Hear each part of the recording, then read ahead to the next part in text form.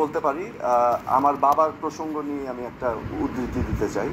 1971 সালে আমাদের মহান মুক্তিযুদ্ধ, সফল মুক্তিযুদ্ধের মাধ্যমে আমাদের স্বাধীনতা অর্জন করার পর বঙ্গবন্ধুর সাথে তাজউদ্দিন আহমেদের আলোচনা হয় যে রাজাকার, আলবদর, আল শামস যারা পাকিস্তানি হানাদার বাহিনীদেরকে সহায়তা করেছে তাদেরকে নিয়ে কি করা হবে।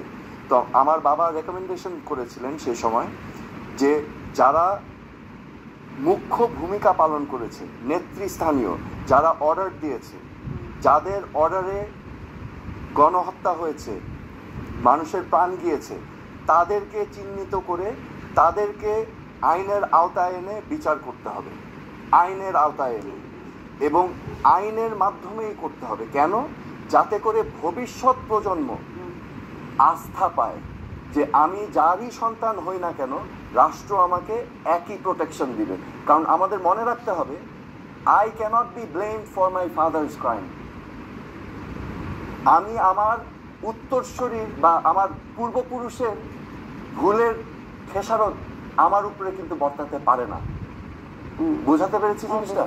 কারণ আমাদেরকে দেশটা সবাইকে নিয়ে এগিয়ে যেতে হবে, ওই চিন্তা থেকে তাজউদ্দিন আহমেদ এই পরামর্শ দিয়েছিলেন বঙ্গবন্ধু।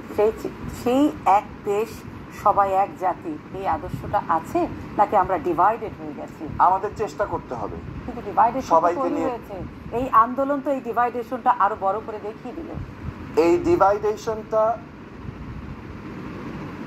ঠিক করাই হচ্ছে আমাদের ভবিষ্যতের চ্যালেঞ্জ, এবং এটা যে ঠিক করতে পারবে শান্তি এনে দিতে পারবে দেশে। এই জামাত